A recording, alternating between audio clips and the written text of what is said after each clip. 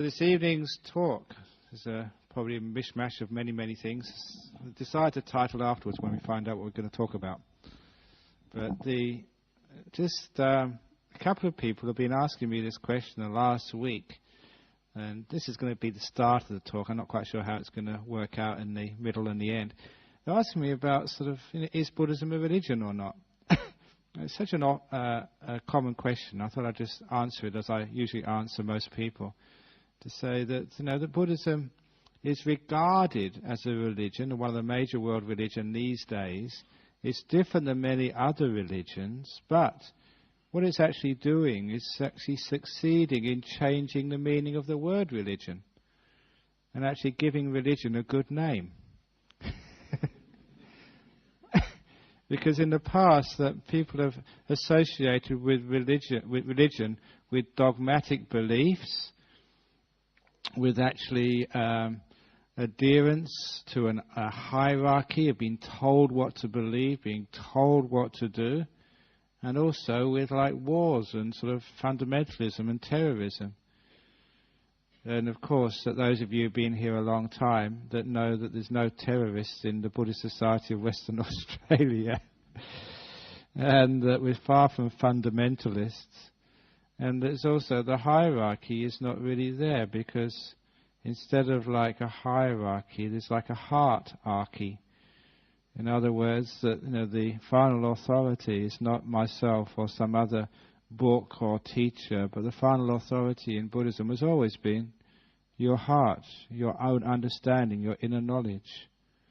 And very often I've described the old forms of religion, of old forms of Christianity and Islam and other such religions, compared it with Buddhism. In that story of when I was 30 years ago, when I was travelling in India and was going up to Kashmir and overland. And in those days the roads were very narrow, only single lane dirt roads going through the mountains. And the driver of the bus in which I was on was a Muslim. And every time that he went speeding around these blind corners with a cliff on one side and a ravine on the other side, it was very, very dangerous. And every time we asked him to slow down, he always would say, if it's Allah's will we go over, it's Allah's will. I said, thank you very much, we're not Muslims. And after that experience, we survived, thank goodness. So it's obviously Allah's will that I became a Buddhist and was managed to teach. And these days, what we actually say, that one of the major differences is, if that bus did go over, the Muslims would say it was Allah's will. The Christians would say it was God's will. As Buddhists, we would say it was a bad driver. And I think most Christians and most Muslims will now agree with that. The responsibility is with you. We don't go around blaming other beings. We don't go around blaming our teachers. We don't go around blaming anything. If we have had a bad meditation, we don't blame the people who coughed. It's not their fault, it's your fault. Got an email from somebody who was raped when she was 5 years old. If you're suffering, it's not the person who raped you's fault.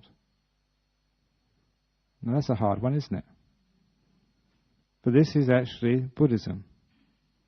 Putting the responsibility right back on yourself and not blaming others. One of the favourite teachings of Ajahn Chah. Very simple, but be careful with the most simple teachings. They can be the most profound. And you can use that one teaching to get you all the way to enlightenment. Throughout your whole life, solve all your problems. Every problem you can solve by this one simple teaching. There's a teaching about complaining. Complaining about what happens to you in life. Complaining it's somebody else's fault. It's like having an itch on your bottom and scratching your head.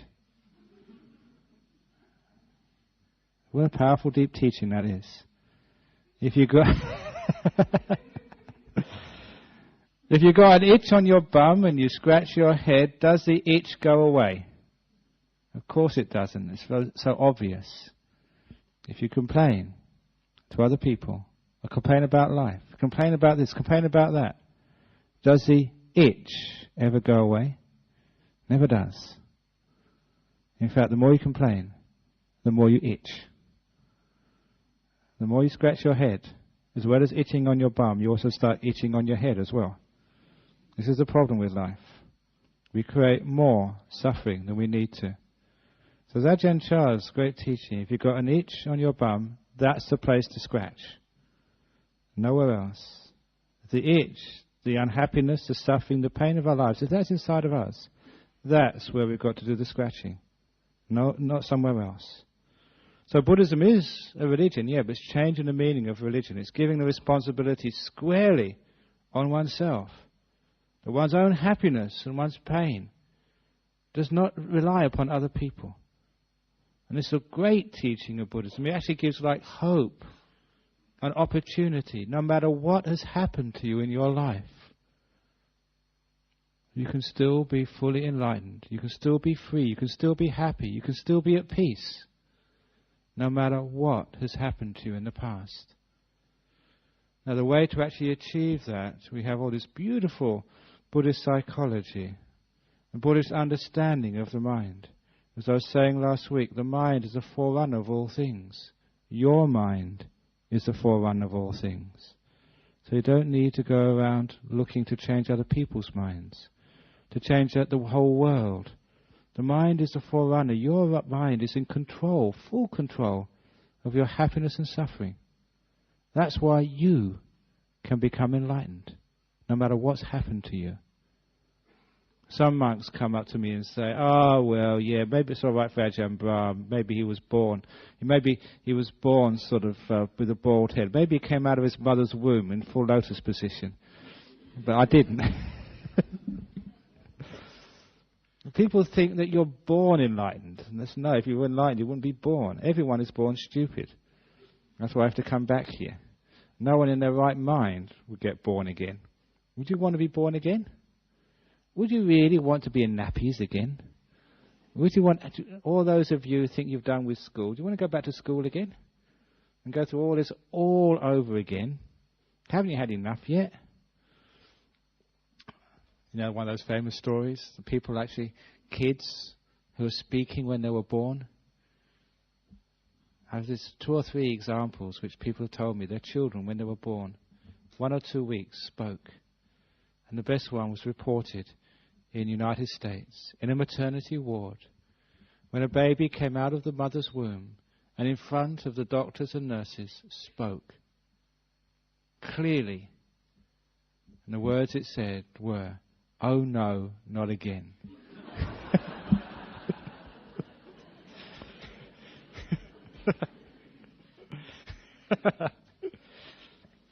A great baby with a sense of humour, I like that. Usually the babies, after speaking just the first time, they don't speak again until they speak in baby language later on. Just a remnant of a past life. But anyway, sort of going back to sort of being responsible for our happiness. It gives us the opportunity to become enlightened. It gives us the opportunity to be free. If our happiness was dependent upon others, if it was dependent upon good luck, good fortune, being wealthy, being brilliant, being beautiful, being talented, if it was dependent upon that, then most of you think, I've had it. I'm old, I'm ugly, I'm stupid, I'm not really talented, I'm not wealthy, certainly not wealthy. So, poor me. But the point is that no matter what's happened to you in your life, no matter how you were born, where you were born, what race, what gender, sexual orientation, whatever, everyone can become enlightened.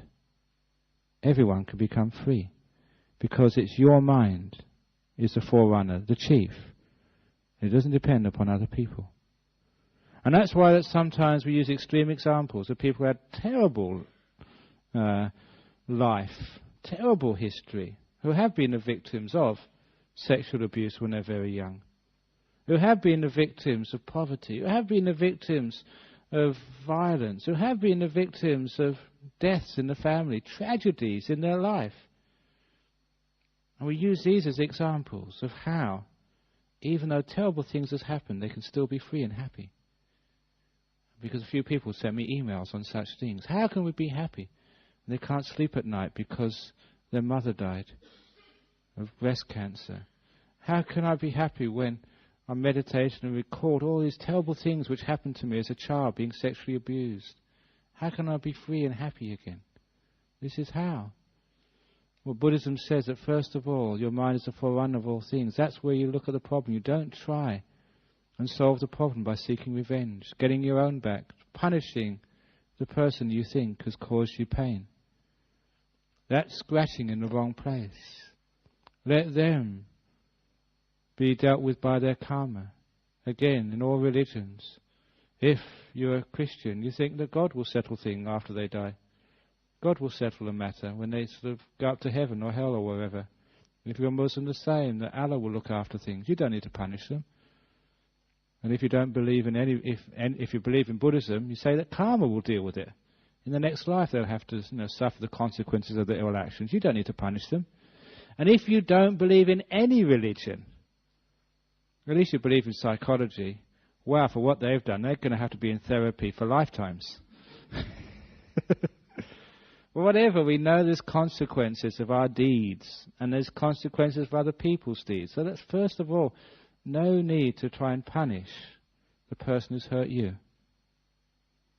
That is scratching in the wrong place.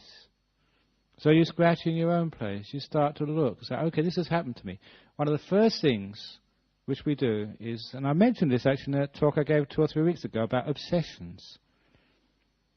We actually focus on the rotten thing which happens to us to the exclusion of everything else, so it completely fills our mind every moment of the day. The death of our son, the death of our mother, what happened to me when I was young, that's all we ever see is the simile of the hand being right in front of your eyes, so close to your eyes you can't see anything else in the whole world. For those of you who ever listen to this on the internet or on tape, I've got my hand right over my eyes. In this hall there's maybe 300 people. I can't see any of you. All I can see is my hand. This is what happens to us when we get obsessed with something in our life. Something which has happened to us. Some terrible tragedy which has happened. Because of our delusion, the wrong way of thinking, we hold it so close to us. It's my mum who's died. It's my daughter who's committed suicide. It's my body which has been violated by this terrible person. Because it's mine, it's so close to us, it's like putting your hand right in front of your eyes. Literally, you cannot see anything else of the whole world. Day after day, month after month, sometimes year after year, you're consumed with the grief, with the pain, with the tragedy. You cannot see anything else. And with the simile of the hand, you understand just how to overcome that pain, that grief, that victimization. It's not the actual act which is the problem. It's not the event which is the difficulty. It's where you're holding it. Perspective is wrong. All I needed to do to be able to see you all is not to actually get rid of my hand, not actually to get rid of the problem and think it didn't exist, but to put it in the correct position. My hand belongs at the end of my arm. So I can see my hand, but I can also see each one of you as well. I can see the beautiful Buddha statue outside in the entryway. I can see the garden. I can see life as well as my hand. When we see the sexual abuse when we were young and all the other things which happened as well, when we see the death of our mother and all the other happy moments we've had as well, if we see the cancer in our body and all the wonderful other things which lie in front of us, which lay behind us, which are happening now, when we see the whole thing in perspective, we put it in perspective, then we find that we can cope, tolerate, learn, grow, and even be happy in spite of what's happened.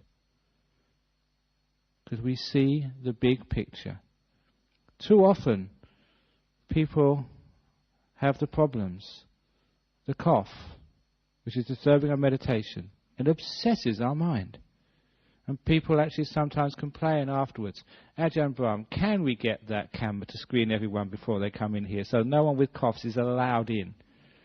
And anyone who coughs gets 50 lashes of the cat. No, it's 50 strokes of the cat. You've got a cat lives next door, you have to stroke it 50 times.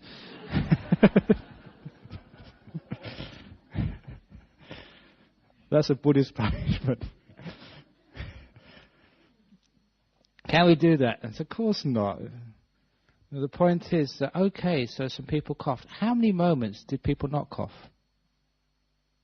And that's the most important thing. Put it in perspective. The time you had a tragedy, how many moments wasn't there a tragedy in your life? When you put things in perspective, it gives the full picture of your life. It gives a full picture of the world. You find, tragedies do happen, but happiness happens in between as well. When we focus on the whole picture, then we find out, hey, it's not so bad. It's not so good either. It's just life. Welcome to life. This is what happens. What do you expect of life? The thing is that when we only see the faults, we just can't tolerate it. It's just too bad. When we see the good things, and only see the good things, we're just being stupid. When we see the full picture, there's the good and the bad, and they side by side. We can tolerate and we can learn. This is again the thing with Buddhist psychology. We actually use the problems of life as learning experiences to free our mind. We learn from all of the pain and trouble of our lives. These things, whenever there's suffering in life, whenever there is a tragedy, whenever you have been raped, abused, mistreated, cheated, really badly, real great pain. In Buddhism, we always call them growing pains. Opportunities to become enlightened. Opportunities to learn, to let go, and to realize that there's two sufferings in life. First suffering is physical suffering. The second suffering is mental suffering. And of those two, physical suffering is so small, the mental suffering is the important one. Physical suffering you've got little control about. It's life. You get coughs, you get colds, you get sicknesses, you get cancers. You do die. It's part of life. Welcome to our life. But the mental part, you have got some control there. And that control is learning how to let go and accept. And you find that when you let go and accept, you can be so peaceful, so happy, and have some of your best meditations when people are coughing. I had a wonderful meditation, and thank you for all those people who coughed, because they reminded me that you can't control. You have to let go. And that's the way to peace, and that's the way to freedom, that's the way to happiness. I remember my teacher, Ajahn Chah, had one of the greatest meditation experiences of his life when there was a big festival in the nearby village. And years ago, when they had these festivals, they got generators which made enough noise, but those generators were there to power speakers. And those speakers were there to broadcast this music for kilometers around. And it was so noisy. And it was during one of those ceremonies, or those festivals in the village, that he had one of his deepest meditations. In the noisiest of situations, he couldn't stop the noise, so he let go of the noise. Not the noise outside, but the noise inside. I don't want this. I don't need this. Can't we get a quieter monastery? Can't we sort of get individual meditation cubicles, air-conditioned, where you can actually control the temperature, so you can just get just nice? That is what we call the stream of the world, of wanting, controlling, getting it just nice, getting it just perfect. I call it the stream of the world, but I also called it, I gave a meditation retreat, and I made a slip of the tongue. I said Buddhism is going against the stream of craving, going against the stream of the world. And I said it's going against the scream of the world. And I thought, hey, that's very profound. Because Buddhism does go against the scream of the world. I want this, or I don't want this. Those are the two screams of the world. I want to be rich. I want to meet the most beautiful person in the world. Someone who really cares about me, who likes me, who always understands me. I want to meet the perfect partner in the world. I want to be rich. I want to be successful. I want to be famous. All the wants you want in the world. I want my footy team to win. I want to win the lotto. I want my kids to do well at school. Want. That's called the scream of the world. That's one of the screams of the world. The other scream of the world is, I don't want. Why did this happen to me? This is unfair. This is really mean. Why did he do this to me? Why did she say that to me? Why is life so tough? Why do I always fail my exams? Why don't people like me? Oh, why? That's the scream of the world. You know those two screams of the world? I want, I don't want. Buddhism goes against the scream of the world. It says, shut up. Stop complaining. Scratching in the wrong place. Even when terrible things happen to you, you use loving kindness. You say thank you. You say the door of my heart is open to you. The rape, the violence, the sickness, the death. Thank you for coming to visit me. Strange thing happens when you do this. The most beautiful expression of this is the old story from the Udana. This is part of the Buddhist scriptures. If you read the Udana, it's not quite the same as I say it. I've changed it a little bit, but the heart of the story comes from the Buddha himself. The old story of the demon who came into the emperor's palace.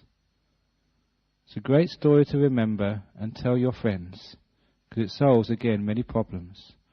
A demon once came in to an emperor's palace. The emperor was away, doing some business elsewhere. This demon was very ugly, very terrifying, very smelly, and his language was extremely offensive. In fact, it was so frightening that all the guards, the ministers, the people who worked in the palace froze out of fear, allowing this terrible monster to go right into the heart of the palace and sit in the emperor's chair. As soon as it sat on the throne, all the people in the palace came to their senses and said, "Who do you think you are? Get out of here. You don't belong here. This is our emperor's chair. If you don't get out soon, you'll be in big trouble." And they started threatening this demon. Now this is the important part. Every unkind word, every unkind deed, even every unkind thought, that demon grew an inch bigger, more ugly, more smelly, and the language got worse. And that really made them even more upset. They got out their swords, they got out their sticks, they started threatening this demon, saying terrible things would happen to it if it doesn't move its butt right now. But at every unkind word, deed or thought, the demon just, again, grew an inch bigger, more ugly, more smelly, and more offensive. According to the story, this had been going on a long time before the emperor came back. And by this time, that demon was so huge it was taking up half of the throne room. It was monstrous in size, and also monstrous in appearance as well. In fact, as I usually say in the story at this juncture, it was so terrifying that even somebody like Steven Spielberg couldn't even imagine anything so terrifying and ugly. And the smell coming off this demon would even make a maggot sick.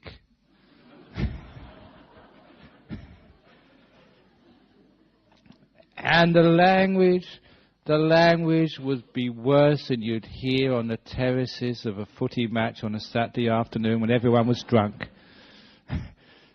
It was terrible. And at that point the emperor came back. Now the reason this was the emperor was because he was smart. He was clever, he was wise, he knew exactly what to do as soon as he saw this terrifying demon sitting in his chair. He said, "Welcome." "Oh, demon, thank you for coming to visit me. Why has it taken so long for you to come? Are you comfortable in that chair? Do you want some more cushions? Has anyone got anything for you to eat yet or drink? Thank you for visiting me." And those few kind words and kind thoughts, that demon grew an inch smaller, less ugly, less offensive, less smelly.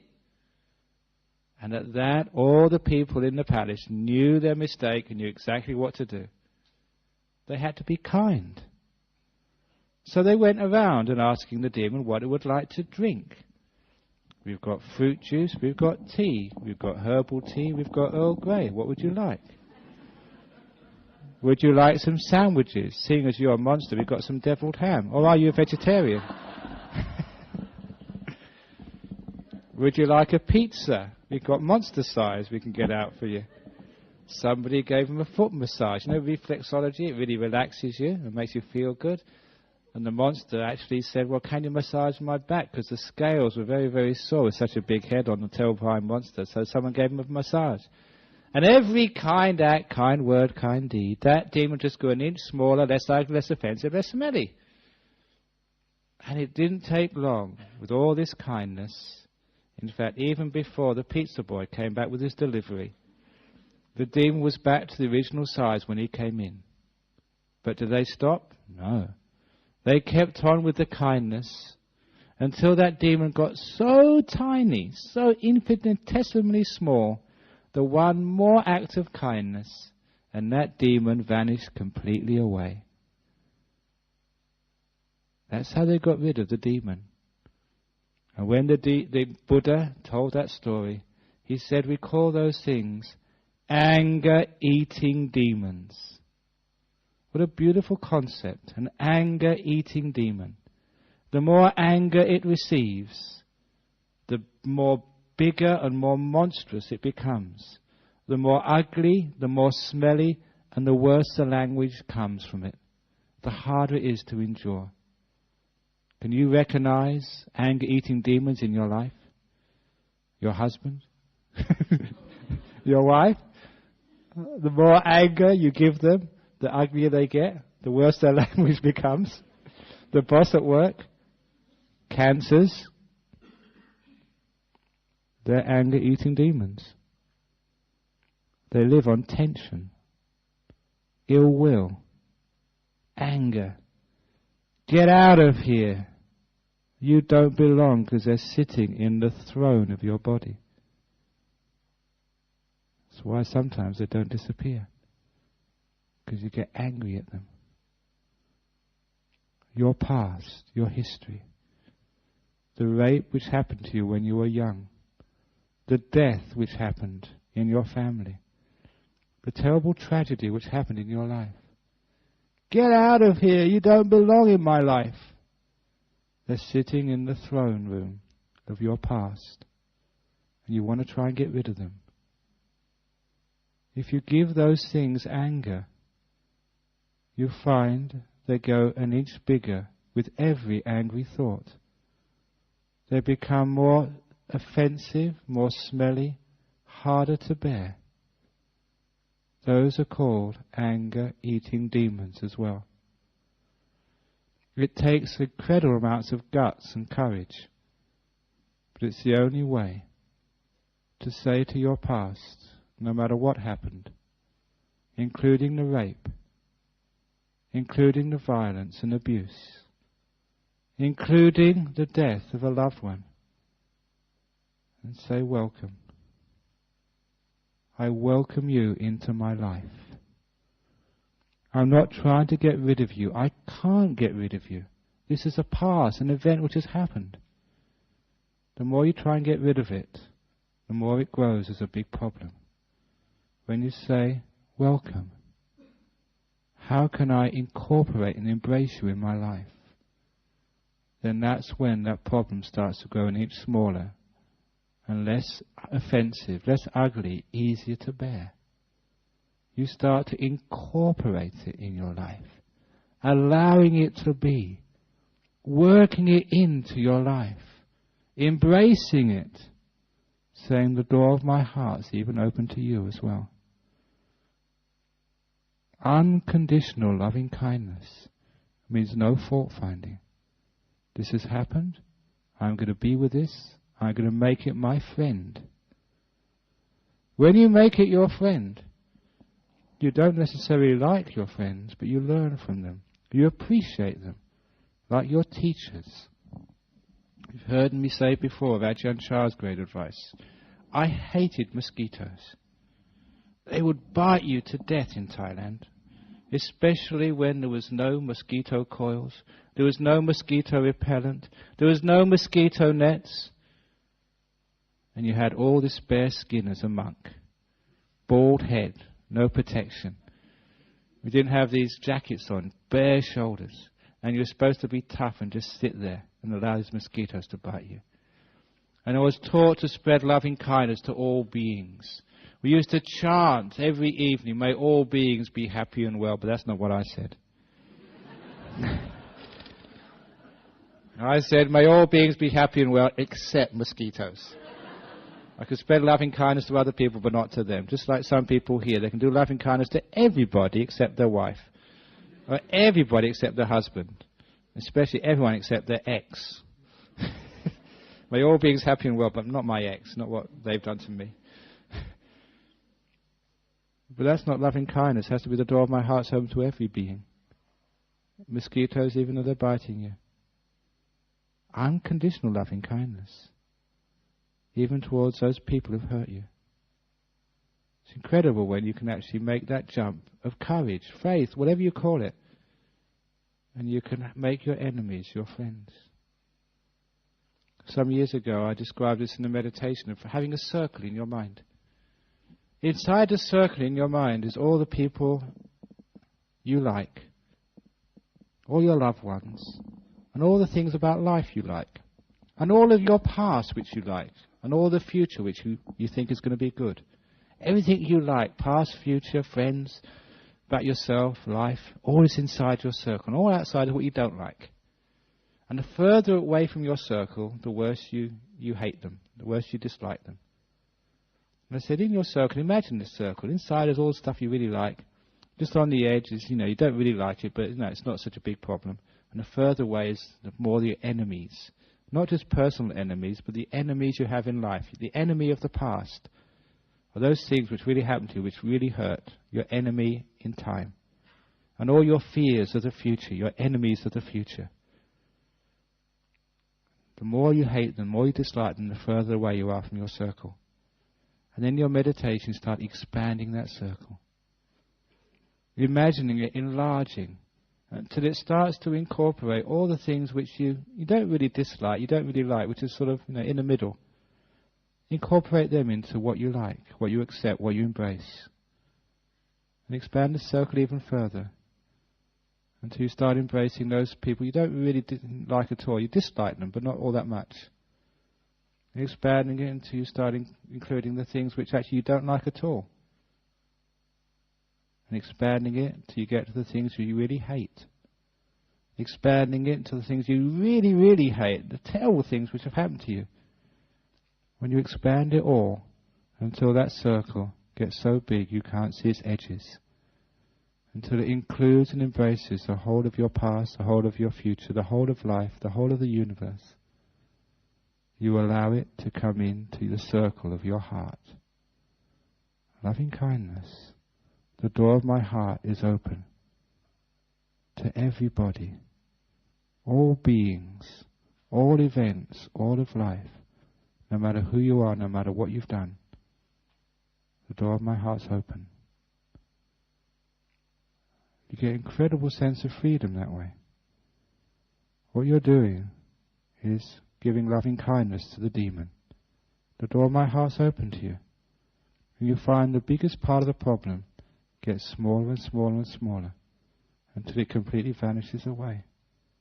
The rape which happened to you, the death in your family, the tragedy which occurred, the thing which you hate most about life, starts to get less and less of a problem.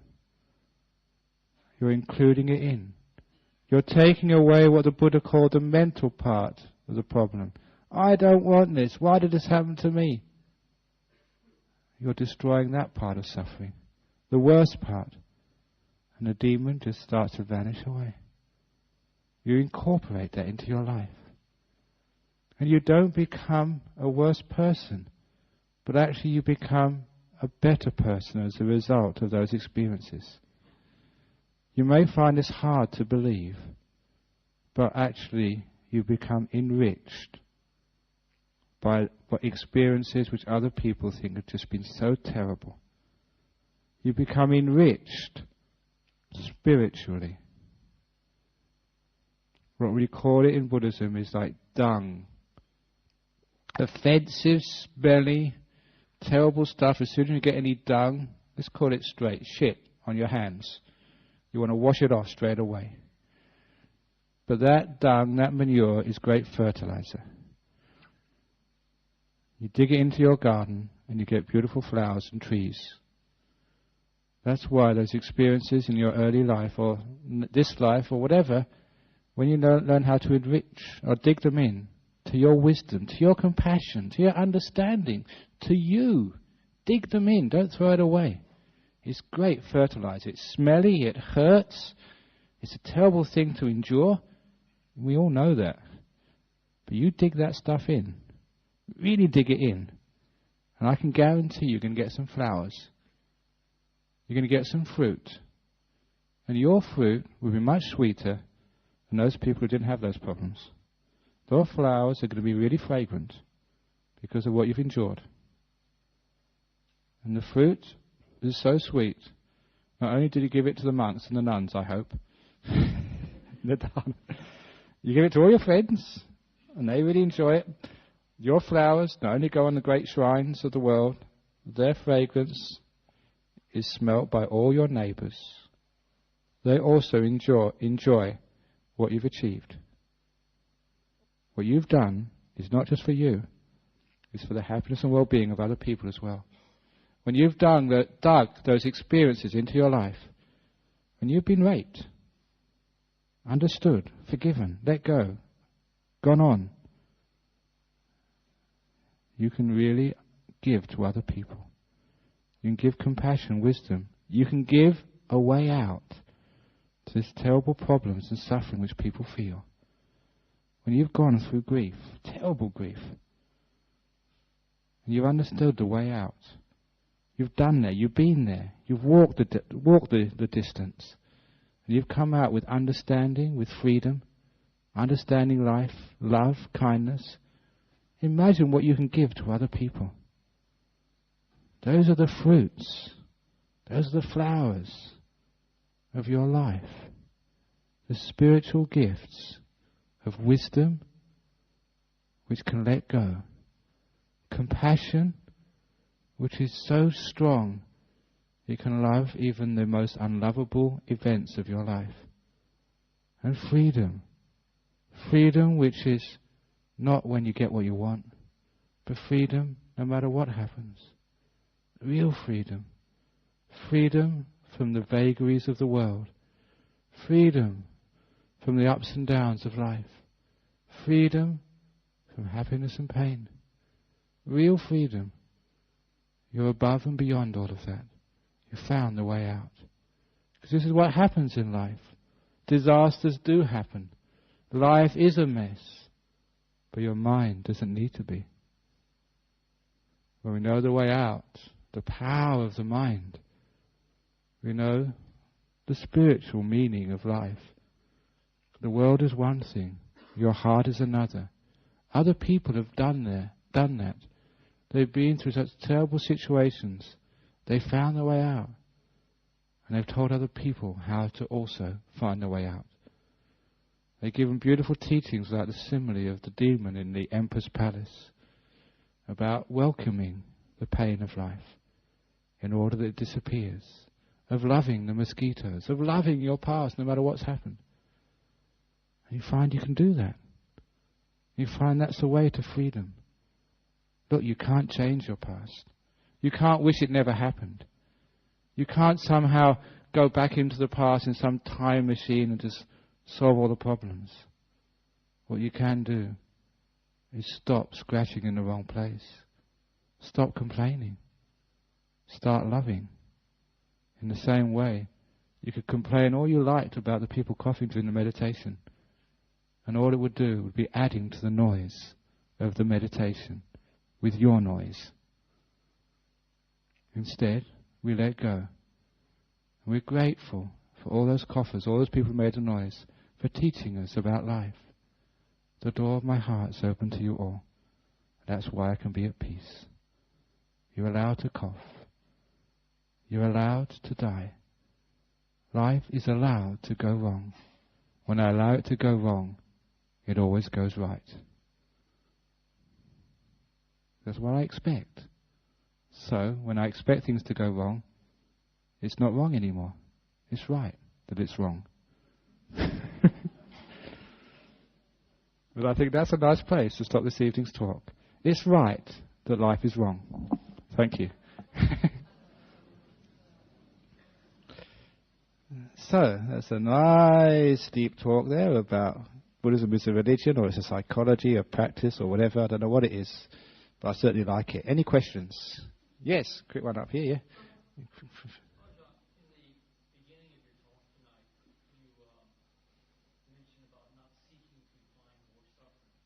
Yeah. We talked about the religion of Buddhism. I'm curious for an understanding of why the Tibetan Buddhism side tries to get its lay followers to go and become bodhisattvas.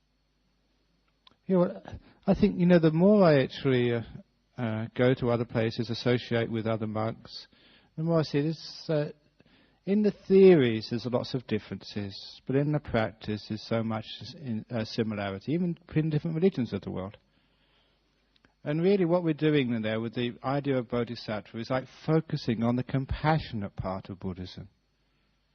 And you've heard me say before that even within Theravada, some people say you should do samatha, sometimes vipassana, you do karma, do insight. There's no difference between the two.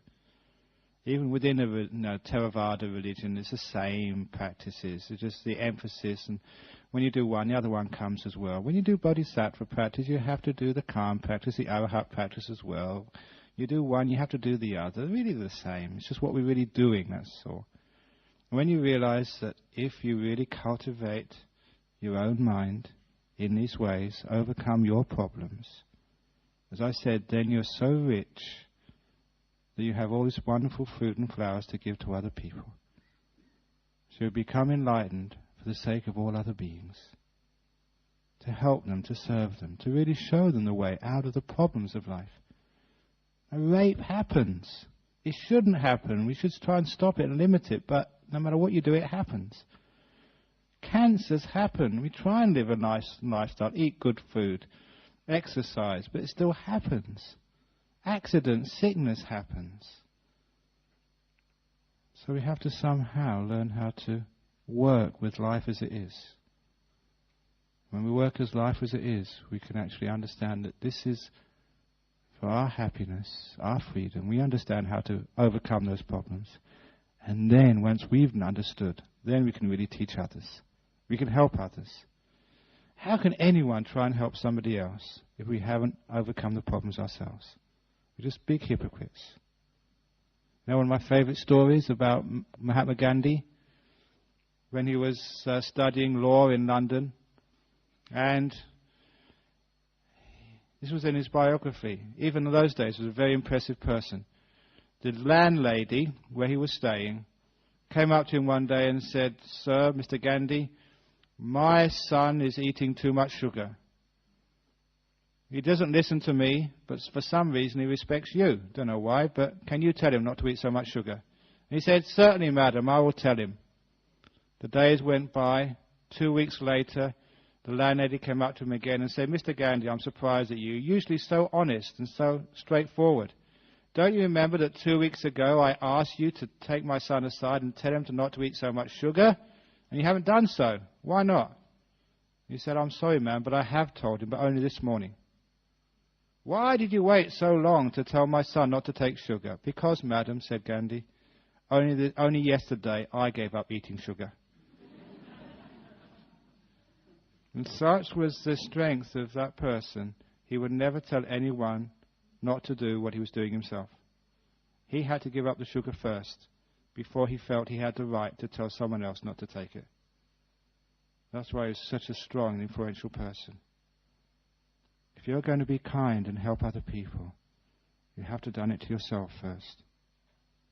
One of the reasons why we can't be kind to others, why we find we do get angry at others, is because we haven't been kind to ourselves.